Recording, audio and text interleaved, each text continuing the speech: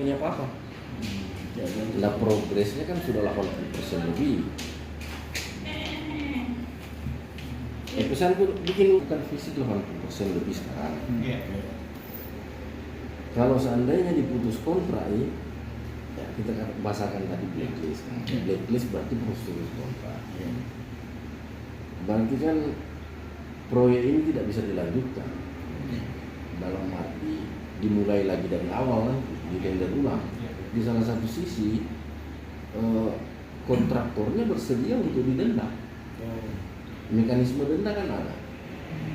Mekanisme denda ada dan dia bersedia menyelesaikan. Dia bersedia menyelesaikan itu paket. Dia bertekad menyelesaikan itu paket. Dan memang bahan-bahannya juga sudah ada di tempat. Kendalanya apa kira-kira? Alasan keterlambatan yang dilaporkan paling masalah internal mereka.